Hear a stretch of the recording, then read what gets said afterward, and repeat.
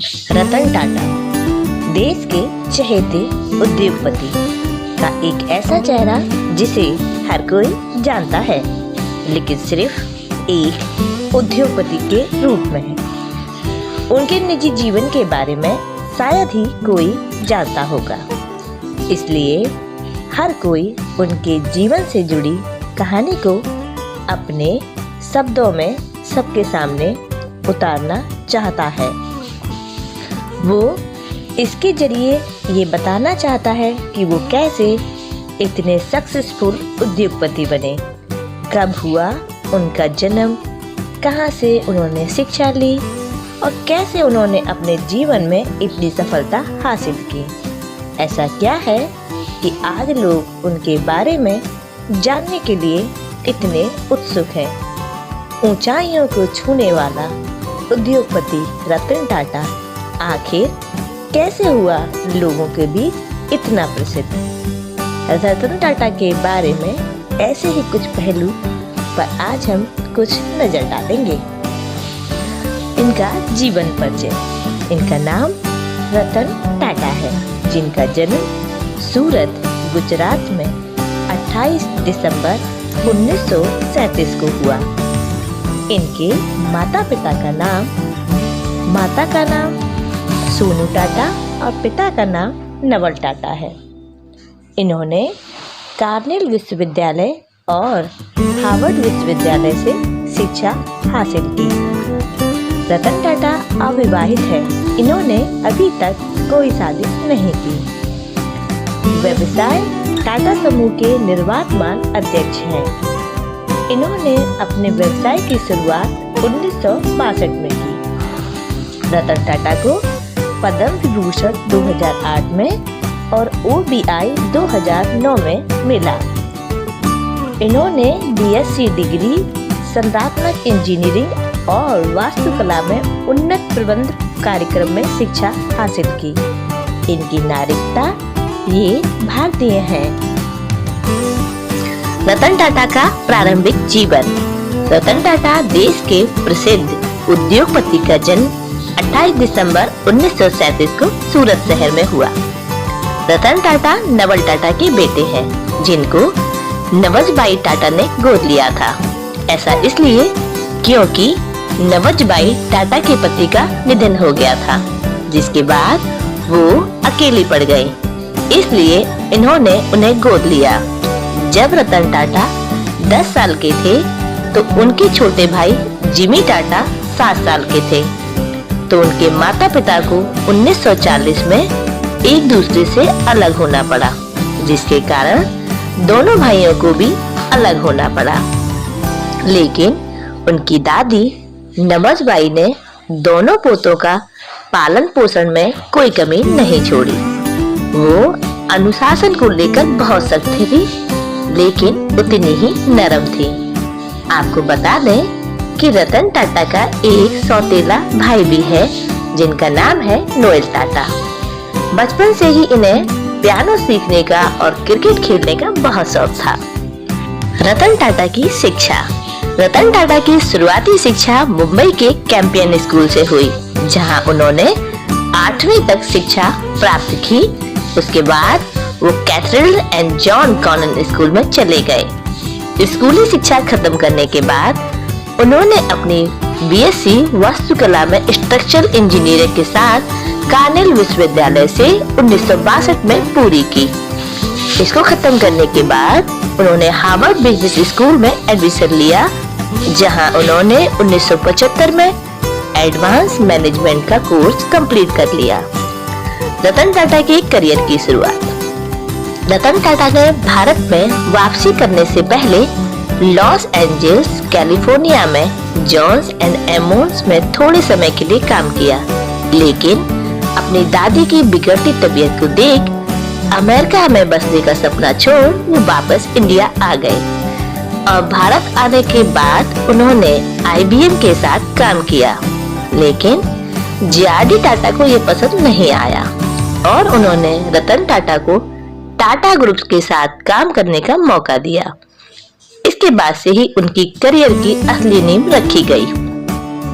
1961 में उन्होंने टाटा के साथ काम करना शुरू किया। पहले कुछ शुरुआती दिनों में उन्होंने टाटा स्टील के शॉप फ्लोर पर काम किया। उसके बाद वो धीरे धीरे टाटा ग्रुप की ओर कंपनियां जोड़ते चले गए।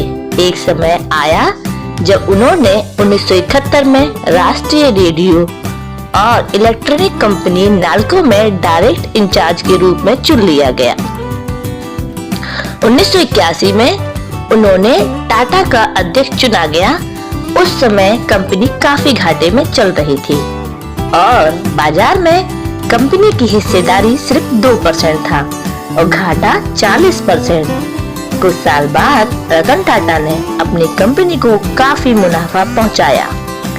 इसके बाद उन्हें 1991 में टाटा ग्रुप का उत्तराधिकारी बनाया गया। रतन टाटा के इस पद को संभालने के बाद मानो टाटा ग्रुप की कंपनी की किस्मत बदल ही गई।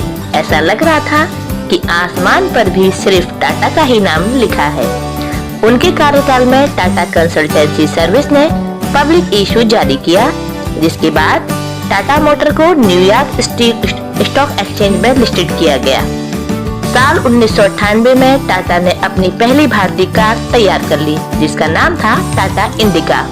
उसके बाद टाटा ने टेटली, टाटा मोटर्स ने जगुआर और लैंड रोवर और टाटा स्टील ने कोरस को तैयार किया, जिसके बाद भारतीय उद्योग की लिस्ट में टाटा का नाम दर्ज हो गया। दुनिया की सबसे सस्ती कार यानी टाटा नैनो रतन टाटा की सोच का एक हिस्सा है, जिसको लोगों ने काफी पसंद किया। रतन टाटा एक ऐसे व्यक्ति के रूप में जाने जाते हैं जो कभी झूठी चमक दमक में विश्वास नहीं रखते। वो सिर्फ काम करना पसंद करते हैं और काम करना जानते हैं। उसे किस तरह से अपने व्यवसाय में लगाना है और इस्तेमाल करना है, यह उनकी हमेशा सोच रही है। रतन टाटा 28 दिसंबर 2012 को टाटा समूह की सभी कार्यकारी जिम्मेदारियों से रिटायर हो गए, जिसके बाद उनकी यह जगह 44 वर्षीय साइरस मिस्त्री को दे दी गई। लेकिन रतन टाटा ने इस जगह को देने से पहले उनके सामने अपनी बात रखी, जिसके मुताबिक उन्हें 1 साल तक रतन टाटा के साथ काम करने को कहा गया, जिसको उन्होंने स्वीकार कर लिया।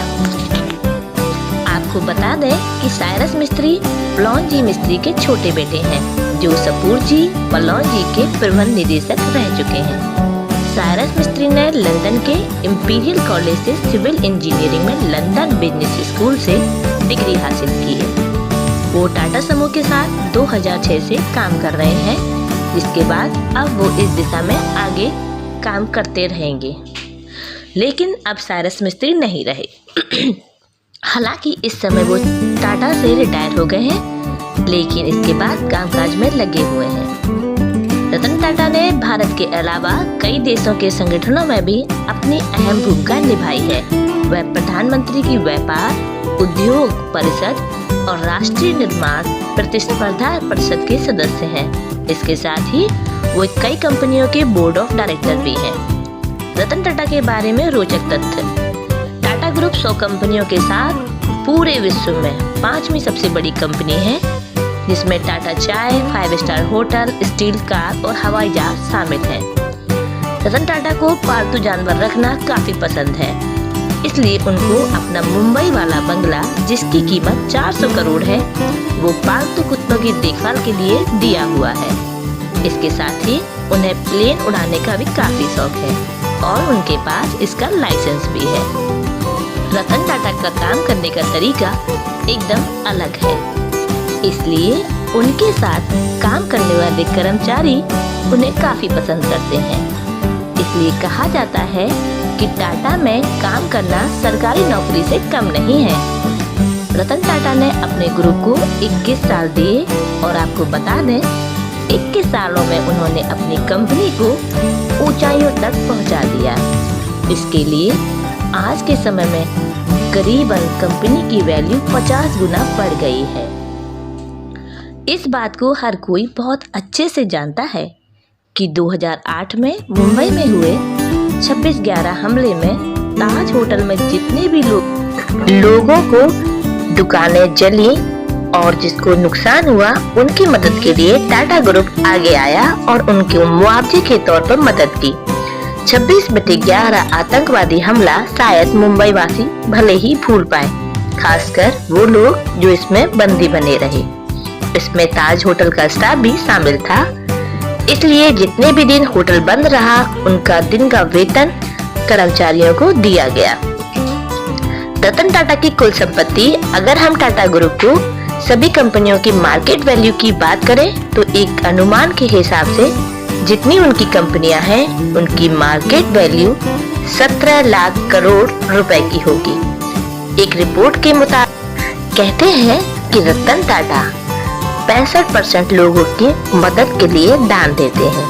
यही कारण है कि वो दुनिया के अमीर व्यक्तियों में शामिल नहीं है, लेकिन लोग उन्हें दिल का बहुत अमीर मानते हैं। रतन टाटा के थॉट्स। मैं सही निर्णय लेने में विश्वास नहीं करता। मैं निर्णय लेता हूँ और फिर उन्हें सही साबित कर देता हूँ। दूसरा, अगर आप तेजी से चलना चाहते हैं तो अकेले चलिए, लेकिन अगर आप दूर तक चलना चाहते हैं तो साथ मिलकर चलिए। तीसरा, सत्ता और धन मेरे प्रमुख सिद्धांत नहीं है। चौथा, ऐसी कोई चीज जो आपको अगर दोबारा जीने का मौका दे तो शायद मैं अलग ढंग से करूंगा, लेकिन मैं पीछे मुड़कर नहीं देखूंगा कि मैं क्या नहीं कर पाया। जिस दिन मैं उड़ान भर नहीं पाऊंगा वो मेरे लिए एक दुखद होगा।